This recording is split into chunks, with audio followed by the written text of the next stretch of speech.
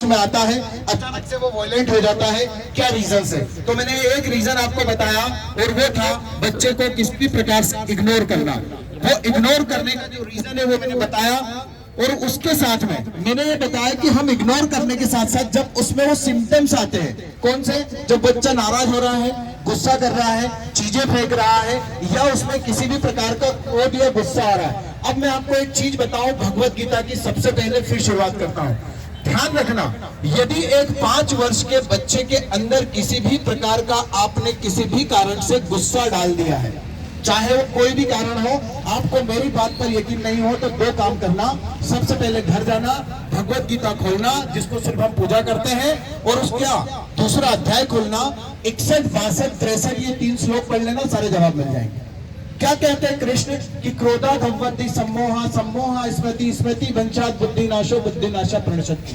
ये कृष्ण ने सर 5000 वर्ष पूर्व कहा, और कृष्ण से पहले भी किसी ने कहा। अब अमेरिकन साइकोलॉजी करके एक इंस्टीट्यूट है अमेरिका में, वो 2010 में एक रिपोर्ट जारी करती है। वो क्या रिपोर्ट जारी करती है? वो कहती है एंगर, एंजाइटी एंड फियर, ध्यान रखना, anger, anxiety and fear can kill your wisdom power. क्या कहती है वो? कि आपका गुस्सा, आपकी एंजाइटी, जो आज का हर बच्चा एंजाइटी में है सर, प्रत्येक बच्चा एंजाइटी है। एक एंजाइटी बीमारी भारत की है ही नहीं, लेकिन भारत के अंदर एंजाइटी है। और क्या कहती है वो रिपोर्ट? क्या कहती है? Anger, anxiety and fear can kill your wisdom power. ये 2010 की रिपोर्ट है, और हमारे ईश्वर ने, उस सनातन के भगवान कृष्ण ने 5000 वर्ष पूर्व ये बात कही, पर कोई पढ़ना नहीं चाहता है। और आपको बताऊं कि जब बच्चा 5 वर्ष की उम्र तक आता है, यदि उस 5 वर्ष की उम्र में कहीं से भी पेरेंट्स ने उसके अंदर जरा सा भी डर, फियर यदि डाला, किसी भी प्रकार का फियर, उसको कोई एंजाइटी दी, या उसमें गुस्सा उत्पन्न हुआ, तो उसकी इंद्रियों का किसी भी कीमत पर आप संयम नहीं कर पाएंगे। और उसका सबसे बड़ा उदाहरण दे रहा हूं मैं, माता कुंती, जो हमारे इस रिसर्च का सबसे बड़ा उदाहरण है। इस इतिहास की, भारतीय इतिहास की धरोहर है कुंती हमारे पास में, कि यदि किसी माँ को माँ बनना हो तो वो कुंती की तरह बने, वरना मां ना बने। आज प्रत्येक महिला क्या कर रही है पता है? ज्यादातर अपने सपने कब पूरा करना चाहती है? जब सर वो माँ बन जाती है। उसको लगता है कि मैं अब कुछ करूंगी। और मैं ये कह रहा हूं कि ईश्वर ने आपको बहुत कुछ करने के लिए चुन लिया है, आपको कुछ करने की आवश्यकता ही नहीं है। एक महिला को कभी प्रूफ करने की आवश्यकता नहीं है कि वो पावरफुल है। जिस महिला ने इस पुरुष को 9 महीने अपनी कोख में रखा है, उसको जीवन दिया है, उसे प्रूफ करने की क्या जरूरत है? लेकिन all the mothers are going to be the working women, और ये सबसे बड़ी भूल है। और जब वो वर्किंग वुमन वाला पार्ट रहता है, उस बीच में यदि बच्चा होता है, तो वो 5 वर्ष में वो बच्चे के अंदर वो सारी चीजें आ जाती है। और कृष्ण यही कहते हैं कि एक व्यक्ति में यदि क्रोध की उत्पत्ति हो रही है, तो वो अपनी बुद्धि को खो देगा। और बुद्धि को खोने का अर्थ विज्ञान ये कहता है कि यदि कम उम्र में आपके ब्रेन के अंदर से न्यूरॉन्स खत्म होने लगे। हमारे ब्रेन में 2 बहुत महत्वपूर्ण चीज होती है, प्रत्येक माता पिता लेकर जाए, और जिनकी उम्र 70 साल हो गई और उनको अभी भी युवा बनना है, उनको मैं ट्रिक्स दे रहा हूं। हमारे ब्रेन में 2 चीजें होती है, एक न्यूरोप्लास्टिसिटी और एक होती है न्यूरोजेनेसिस। और ये दोनों का क्या काम है पता है? ये दोनों का ये काम है कि हमारे ब्रेन में नए न्यूरॉन्स बनते हैं, नई आदतें डेवलप होती है, नए व्यवहार बनते हैं, नए विचार आते हैं। और हमारी जो पेरेंटिंग स्टाइल है, उसमें जब वो बच्चा 5 वर्ष का चल रहा होता है, तब हम सब मिलके, मैं सिर्फ माँ बाप की बात नहीं कर रहा हूँ, हम सब मिलके उस बच्चे के उस प्रोसेस को खत्म करने में बिल्कुल भी चूक नहीं करते हैं। मैं डॉक्टर साहब आपको एक बहुत बड़ा उदाहरण दे रहा हूँ। सर हमारे साथ नेवा सर है सामने हमारे, और अनिल सर भी है, डॉक्टर राजकुमार जैन सर भी है। हमारे देश में उच्च स्तर के सर्जन नहीं बन पाते, कई बार देखा होगा आपने। बहुत महीन ऑपरेशन के लिए हमारे प्लेयर्स विदेशों में जाते हैं। कभी आपने कारण जाना क्यों होता है ऐसा? मैं आपको बताता हूँ ब्रेन का कितना बड़ा संबंध है। इसलिए ऐसा होता है कि जब मैं इस पे रिसर्च कर रहा था तब मुझे एक बात पता चली कि हमारी अंदर से स्किल्स कितनी अच्छी होती है और उसका संबंध हमारी इंद्रियों से होता है और जिसका संबंध हमारे ब्रेन से होता है। और उस इंद्रियों का सही डेवलपमेंट करा था एक ही महिला ने, उसका नाम है कुंती। और वो 5 जो पुत्र हैं वो 5 इंद्रियों का प्रतिनिधित्व करते हैं। वो जो 5 पुत्र हैं वो 5 ब्रेन का प्रतिनिधित्व करते हैं और वो उसमें सुपर फाइन मोटर स्किल्स होती है। उस सुपर फाइन मोटर स्किल्स को जो किसी ने डेवलप किया था इस सृष्टि में, तो वो कुंती थी जिसने अपने 5 पुत्र की वो super fine motor skills develop की थी। नकुल और सहदेव की और ज्यादा थी, वो बहुत अच्छे डॉक्टर थे, बहुत अच्छे वेद थे। और सुपर फाइन मोटर स्किल्स हमारी उंगलियों में होती है और हमारी इन उंगलियों में जब वो सुपर फाइन मोटर स्किल होती है वो सीधा हमारे ब्रेन को एक्टिव करती है।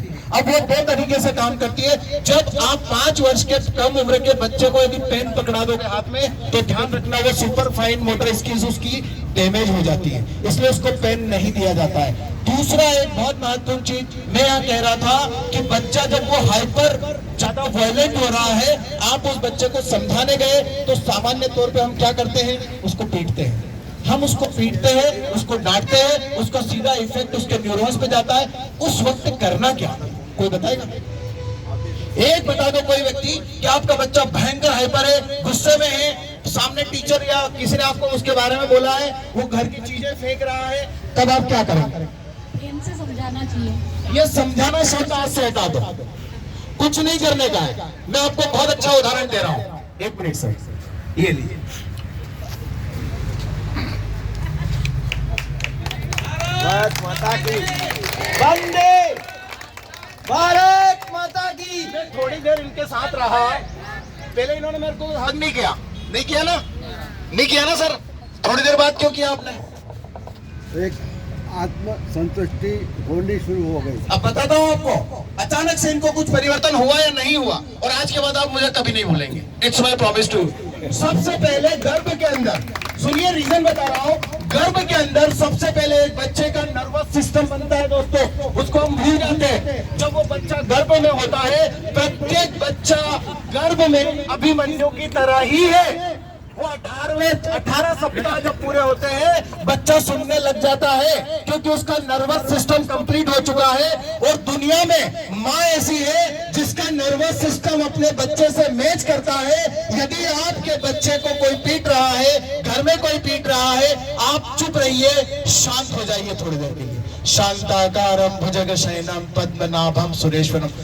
भगवान यार विष्णु को शांत कहते हैं हम, कोई इसको पालन नहीं करना चाहता, पूजना चाहता है। शांत व्यक्ति का होता है मालूम है, जब उसके नर्वस सिस्टम को शांत किया जाता है। एक बच्चा वायलेंट हो रहा, कुछ भी मत करो आप। आज के बाद में जितनी मम्मियां, जितनी दादियां, मैं कह रहा हूँ, यदि पड़ोसी का भी बच्चा है ना, तो कोई माँ जाके इसको दबा लेगी ना, वो रोना बंद कर देगा। मैं आपको एक बहुत अच्छा इस सिस्टम बताता हूँ। जब घर में बच्चे को कोई पीटता है, फॉर एग्जाम्पल माँ पीट रही है, तो वो बच्चा कभी माँ की मार खाते खाते भागता ही नहीं है, दूर जाता ही नहीं है। कभी आपने नहीं देखा होगा कि एक माँ अपने बच्चे को पीटे तो वो भागे, नहीं भागता है। वो माँ के पैरों में घुसता है, वो माँ के पास में आता है, क्योंकि जब उसको पीटा जाता है तब उसको दुनिया में सबसे पहले अंदर से फीलिंग आती है कि मैं बहुत अकेला फील कर रहा हूँ। वो लोनलीनेस फील करता है, तो उसको ये पता है उसके नर्वस सिस्टम को कि इसको कोई सुरक्षा दे सकता है, तो वो कौन दे सकता है। लेकिन हम भूल गए वो बच्चा हमारे सामने वायलेंट होता है, वो बच्चा हमारे सामने क्रूर बन जाता है। एक 14 साल का बच्चा रेप कर रहा है, रीजन है हमारी परवरिश का हम लोग मिलकर सत्यानाश कर चुके हैं।